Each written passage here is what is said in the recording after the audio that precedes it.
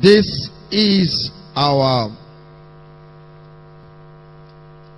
prophetic entrance service to the month of September,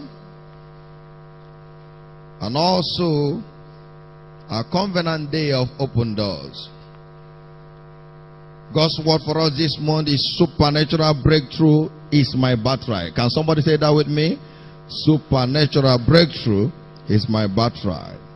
My case is different, and so is mine. Now, we began the teaching in the first service. Please, I encourage you to get a teaching of the first service. In the gateway is a supernatural breakthrough. So we're looking at part 1 being this second service.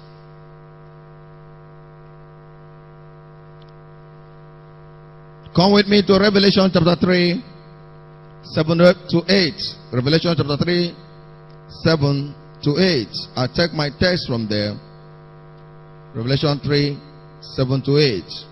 1, 2, let's read. And to the angel of the church in Philadelphia write, these things said he that is holy, he that is true, he that had the key of David, he that openeth and no man shutteth, and shutteth and no man openeth. I know thy works. Behold, I have set before thee an open door, and no man can shut it. For thou hast a little strength, and hast kept my word, and hast not denied my name. The good news here is an open door has been set by God this season before you. And it's an unshuttable door. No man can shut it. When God opened it, present continuous, no one can shut. The door God has opened for you, no devil shall shut it. Every door that been closed, negative door that been closed by God, no devil will reopen it in the name of Jesus. Somebody is here, that cry, that secret tear, that sitting at the edge of the bed, holding your hand at your cheek, crying, God, why me? That you saw last time will be the last in the name of Jesus. That miscarriage you saw will be the last in the name of Jesus. Why? God has shut that door in the name of Jesus. No devil will reopen it. The door of poverty is shut. The door of sickness is shut. The door of misfortune is shut.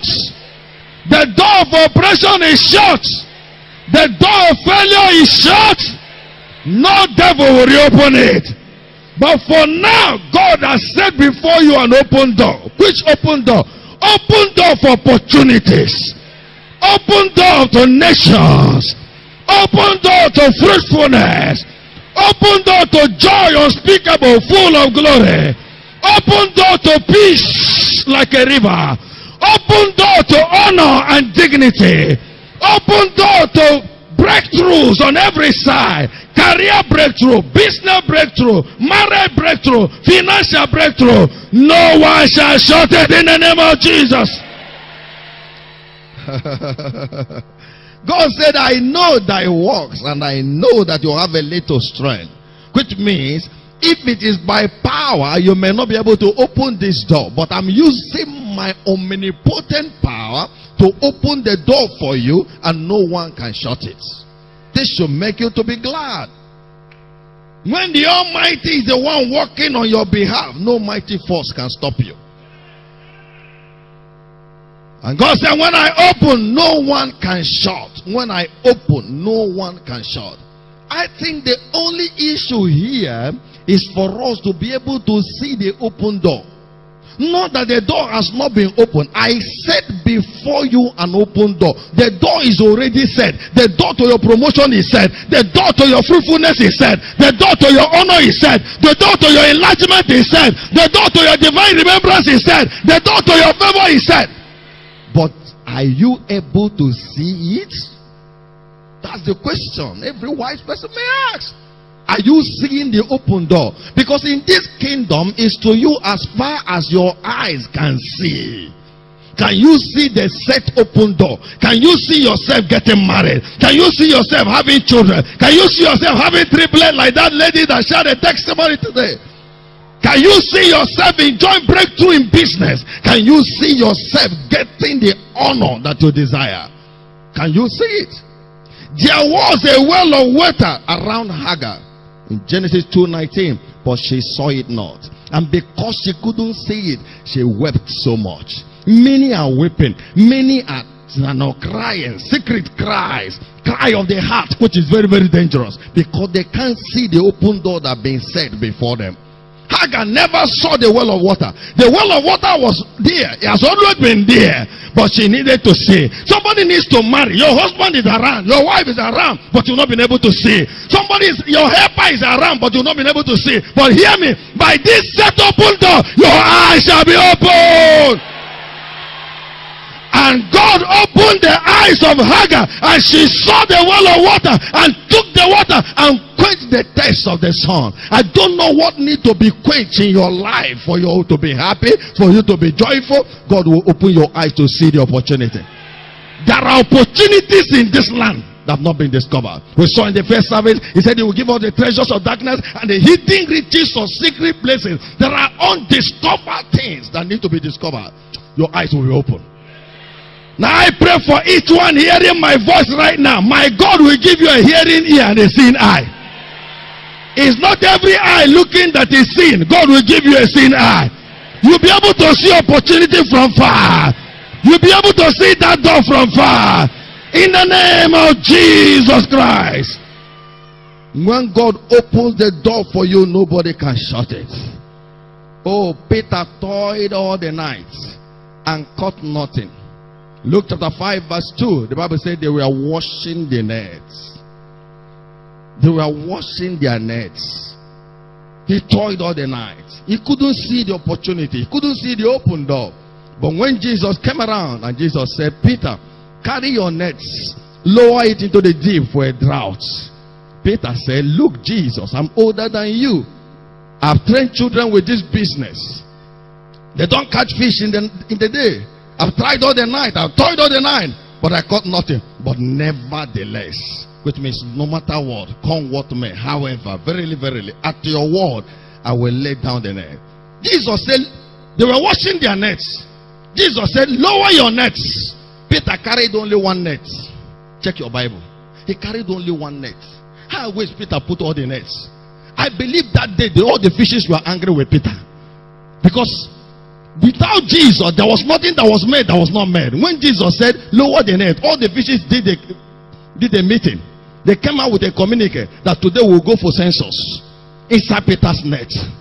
We must be enumerated. And they ran.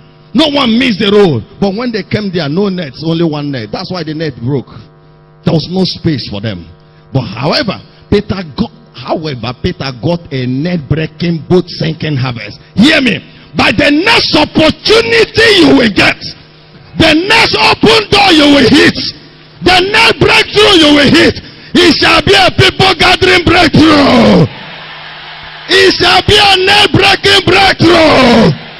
It shall be an event making breakthrough. Somebody that is receiving it, your amen will shout.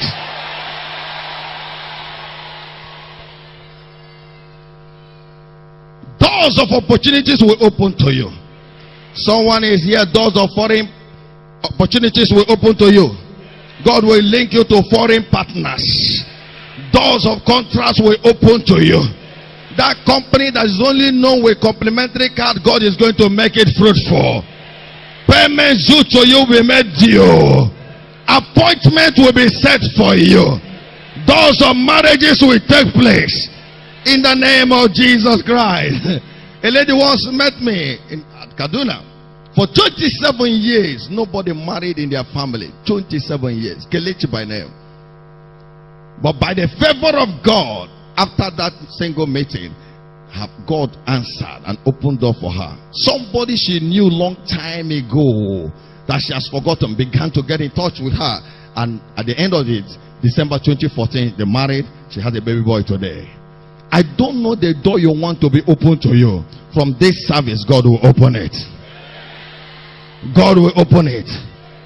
But there is a way you need to position yourself to enjoy open doors. The moon has no light of its own, but by its positioning to the sun, it reflects light to the world, and we're celebrating the moonlight. There is a way you position yourself. How do I position myself to get this open door? There are two important things required, because every blessing God made them male and female, created in them. He said none of this shall lack their mate. There are two angles to this. Number one is the spiritual requirement, and number two is the practical requirement. This is important because faith without work is dead. James 2:18. Show me your faith and I will show you my work.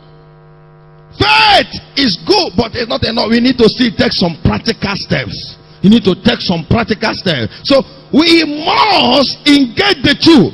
There is a place of the spiritual, there is a place of the practical. For instance, the spiritual step required, one of the spiritual steps required is that of the fear of the Lord. This is basic. This is basic. The fear of the Lord is the beginning of wisdom. This is very, very basic. And we define the fear of the Lord in the first service as operating as if you're under divine surveillance. We want to define that again. What is fear of the Lord? Proverbs chapter 8 verse 13. Now, anything that has biblical definition is very, very important to God. There are many things that struggle to enter the Bible, but anything the Bible defines is very, very important. For instance, the Bible defines love. God is love. The Bible defines sin. All unrighteousness is sin. The Bible defines faith. For now faith is the substance of things hoped for, the evidence of things not seen. Hebrews 11:1. Also, the Bible defined the fear of the Lord so that there be no ambiguity. The Bible defined it. Proverbs 8:13. The Bible said, the fear of the Lord is to hate evil, pride, arrogancy, and the evil way, and the froward mouth. The froward mouth means perverse utterances. Do I hate? Now, you must hate what God hates. The fear of the Lord is to hate evil. Do you love evil? If you love evil, you don't have the fear of God. If you rejoice at the hurt of others, if you rejoice when things happen, evil happen to others, he say yes, it serves him well. The same church, somebody loses somebody there to hear, who knows what he has done. No, don't love evil. If you love evil, you don't fear God. Don't walk in pride. If you walk in pride, you don't fear God. Now hear me. I discover the more of God you know, the humbler you become.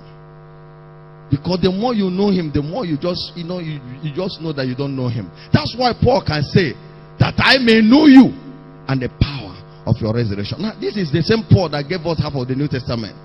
He said, I've not known you the way I ought to know you. The more you know God, the more humble you become. And that's why we must all humble ourselves under the mighty hand of God. Don't pray, God, humble me. It may be dangerous. Ask Uncle Nebu. If God humbles you, it becomes humiliation. That's not what the Bible says. The Bible didn't say, God, humble me. No. It said, humble yourself under the mighty hand of God, that in due season, he will raise you up. So who are you posing for?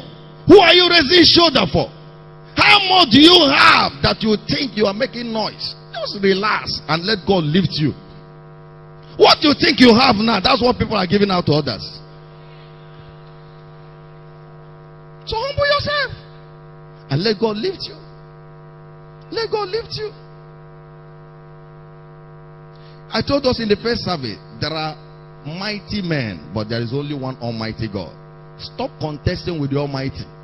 Stop playing God to people. Stop playing God. Just humble yourself and you see how God will lift you. You have not seen anything yet though. Have you not heard that God resists the proud but he gives grace to the humble. And without the grace of God, we see this grace cheaply. Without grace, you can't run the race of life. Paul said, I am what I am by the grace of God. So if God removes his grace from you, they will see your nakedness. God forbid. You can't afford to lose the grace of God. Don't allow pride to come in. Pride is a sign that you don't fear God. Arrogancy. You talk to people anyhow. You treat people anyhow. You kick out people anyhow. Because of your position. Because of what you think you are. Because of who you are. You know, there are some ladies today that are not married because of arrogance. Not that they are not beautiful. Not that God has not answered their prayer. But the brother will come right now and say, look, I want to marry you. You say, brother, is it because we're in the same church? You mean you didn't see anybody anywhere? Haba, God forbid. I've suffered. I think I will need to leave this church. Is it because I'm in this church that Bro John can talk to me? Oh God. You don't need to do that. Just tell him you are not interested. Don't need that. Don't need that. Some people, it's their certificate that is their problem. He said, do you know that I got my first degree from University of Kentucky? My second degree from the University of Yale. And I got my third degree from Oxford University. Where did you attend? How many certificates do you have? If you like, get it from Oxford Biscuits. If God is not on your side, it is a Luther. Continue.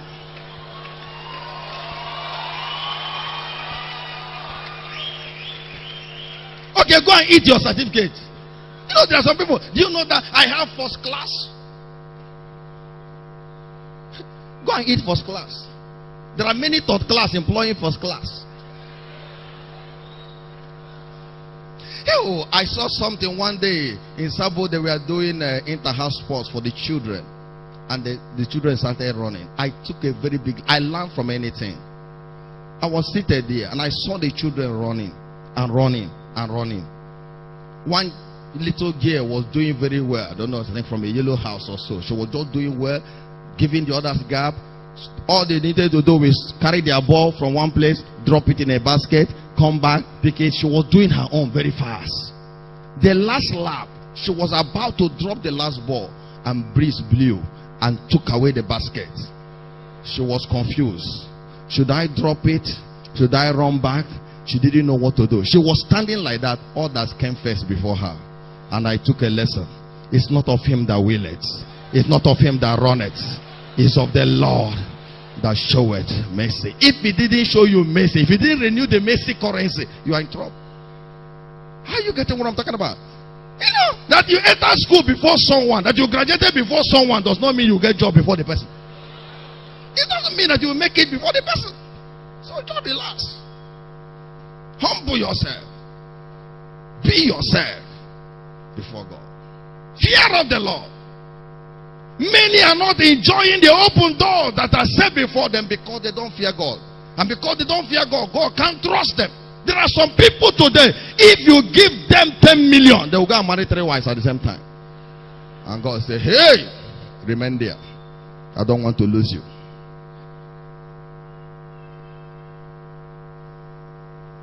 To hate the evil way and perverse utterances, backbiting, speaking against people, speaking against authority, speaking against all the members of your church. You are not getting anything from that. Don't give yourself to perverse utterances. Did you hear again? It don't happen. Now wow, God day. Instead of using your mouth, go and use it to gospel. Instead of gossiping, be gospeling. Amen. You don't need anybody to go down for you to go up. Are you getting what I'm talking about? If you talk against someone, they sack him, they will never give you the salary. Will they? They won't give you the salary. They will never. Your salary will still be your salary. Instead, pray for them. It's only in church that one will see fallen heroes will add salt to their injury, instead of helping them to stand. May God give us understanding. Glory to God. It's time for us to make a vow. You'll never use your mouth to talk rubbish, to talk evil. No. I made up my mind long time ago, many years ago, that I must walk in love. Even when somebody does me bad, I'll be doing you good. Do you know the greatest charm in the world? Do you know it? Open hand. Nobody can do you anything. Nobody can succeed in giving you anything, doing anything to you. So don't do people harm. Don't work against people. Fear God. Joseph had the opportunity to work against Potiphar by sleeping with the wife. He said, look, how can I do this wickedness and sin against God? Fear of the Lord. Remember what I said in the first service? Your character will open the door for you, but your capacity will open the door for you, but it's your character that will help you to remain in the door. The second leg of this is the practical steps you need to take, and that practical step is that of skill. The force of skill. Say with me, the force of skill. You need to be skillful in whatever you are doing. Now hear this. Skill means capability. Skill means competence, expertise, prowess, aptitude. You need to know what you are doing and do it well. Some people, they don't give to excellence in anything at all. Anything goes. Anything goes. No, anything you have called yourself to do, or you are into, or whatever field you are chosen, please know it and know it well. Know it well. And not only that, not only getting skill, you must constantly improve your skill and sharpen your skill. Because some people, they've gotten the skill. Can you imagine today you're an architect and you are still drawing with plywood, and this, when other people are using AutoCAD and ArchiCAD, a small boy will just come now and bring the thing and show you all the colors of your room. You are still drawing with like that man. Who will give you job? He said, God, now which from village? It's not which from village. You are not skilled. Can you now be using the medical knowledge of 1969 to treat malaria today? Improve yourself. I gave us an instance of the Olympia typewriter in the first service. If somebody is just carrying that, he says he has shorthand and typewriter, can do type, and you don't want to know computer, you won't get a job anywhere. So not only getting skilled, you must improve your skill. Husband, improve your skill. That's why this couple dinner is coming. Improve your skill on how to relate with your wife. Your wife, increase your skill. Improve your skill. It's not that every time Pastor, my husband is always beating me. What makes him to beat you? There are some things you don't know. Maybe before he talks one, you talk 10 free of charge. Hey, Pastor, my wife is not respecting me as the husband of the house. One man told me in about like that. He said, Pastor, what did the Bible say? Did the Bible not say the husband is the head of the house? I said, yes, that's what the Bible said. Pastor, you need to come to my house because my wife is not obeying that. He is not bringing anything home. The woman was not respecting him. So I told him, oh God, let me go and buy wheelbarrow for you so that I can be carried. He said, you are insulting me. Okay, stay. He was working in the wife's restaurant. Why won't the woman insult him?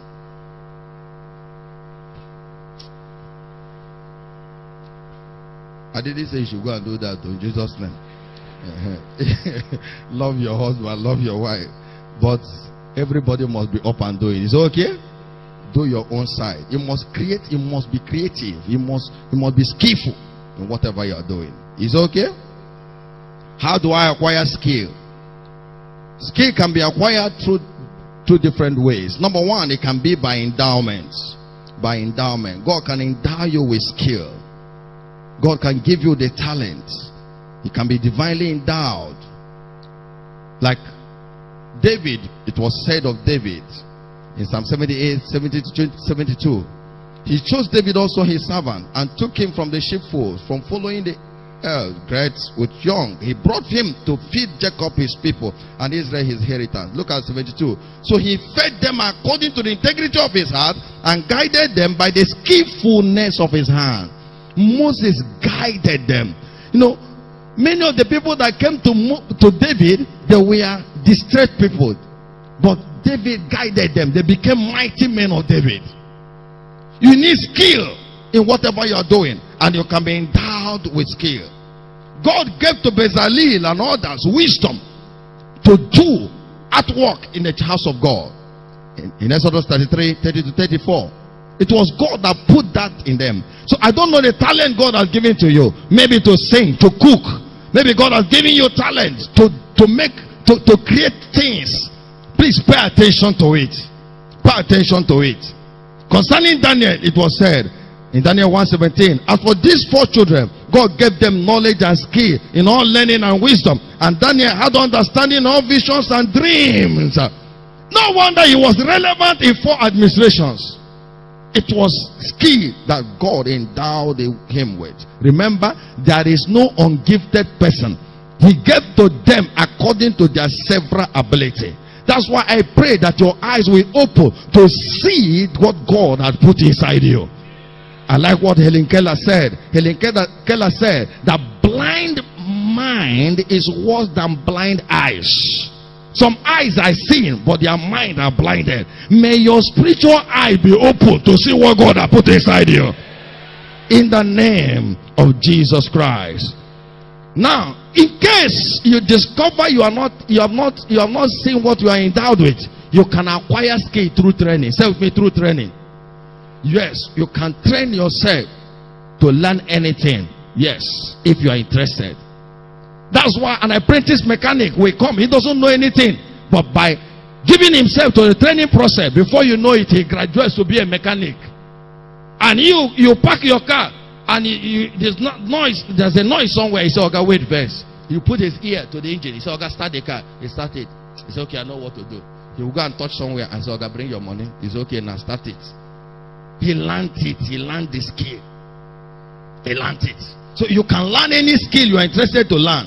I told us in the first service, if you can devote 1 hour every day of your life towards the skill you want to acquire, you can acquire any skill you want to acquire. If you want to speak a foreign language, you can speak it. Sitting here and now here, you can learn it. By just giving yourself to that 1 hour every day to learn that. You want to learn tailoring or fashion designing. You want to learn how to make up, event management. Anything you want to do, you can learn it. Don't say, "Pastor, after my degree, why will I go and be learning handwork?" Okay, stay there. You know, the work you are looking for is not available, sir. So why not create something that you can employ others?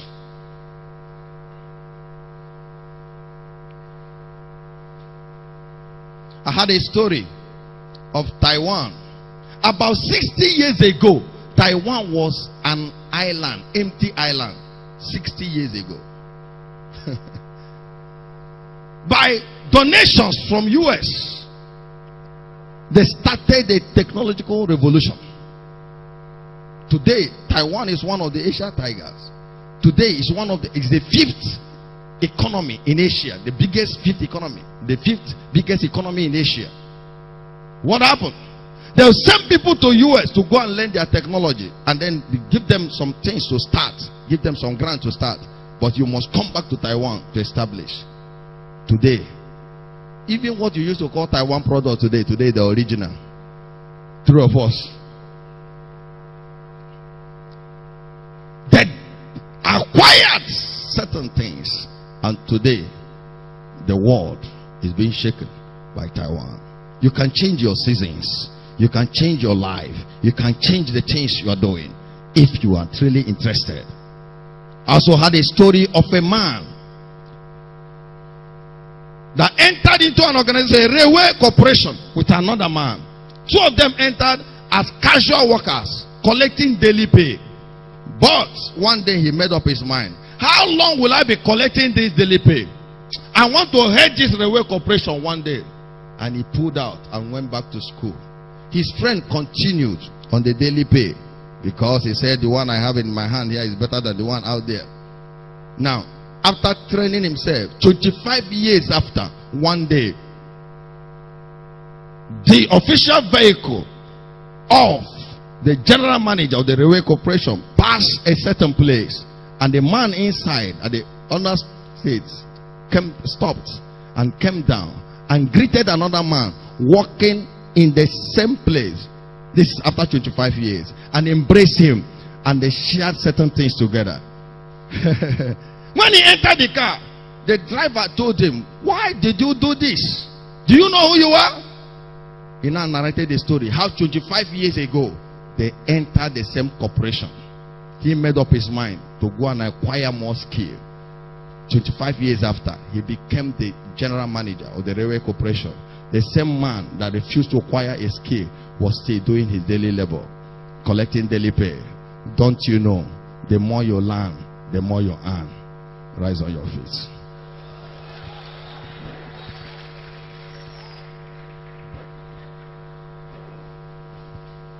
Now hear me. If you want to get these things we are talking about, you need to be born again. You need to be born again.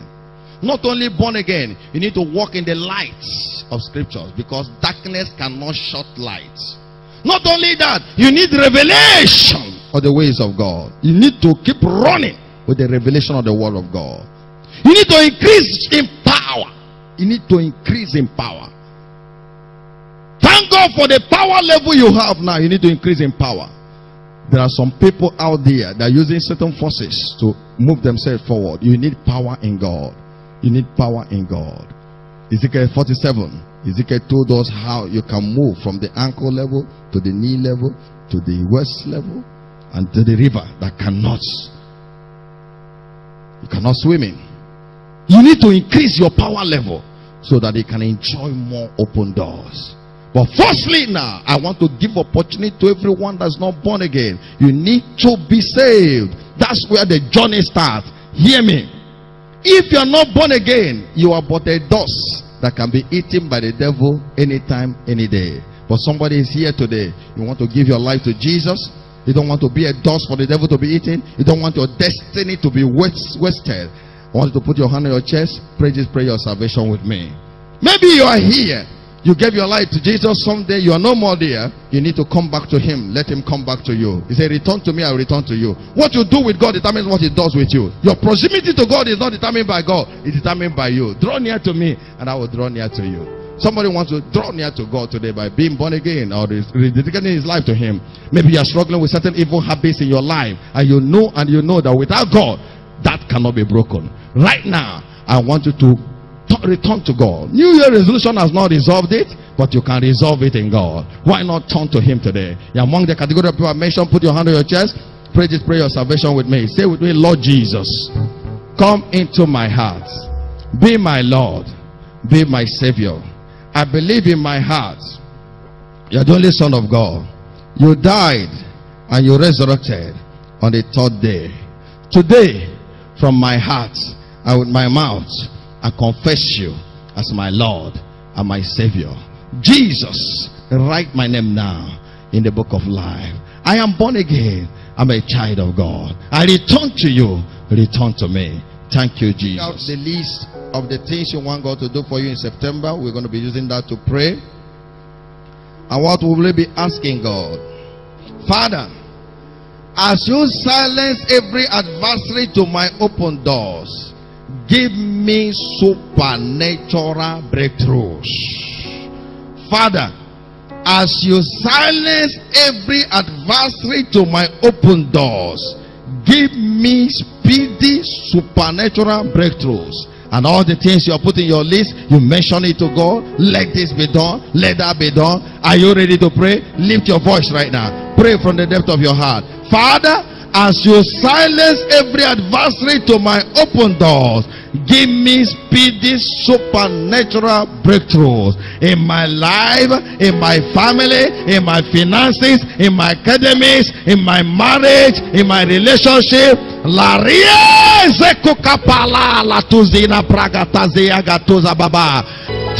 you, mighty God. To you be all the glory. In Jesus' mighty name. Now lift up those things before him. Father, in the name of Jesus, let everything written before you today turn to a testimony. He said he shall turn to us for a testimony. Mighty God, under 24 hours, give somebody desire breakthrough. Every desire that has been long awaited, let it be satisfied. Father, open your hand and satisfy the desire of every living thing. Let joy be the portion of everyone hearing my voice right now. Lord, give everyone pleasant surprises. This week for you shall be a week of breakthroughs. Breakthrough on every side. Your joy has finally come. Your testimony is finally established. Your mockers will be turned to liars in the name of Jesus. My God will use your testimony to show their mouth. You are blessed. You are favored. You are lifted. Go and harvest your testimonies. That payment is released. That miracle job is released. That answer is released. Where they say no to you, they will call you to say yes to you.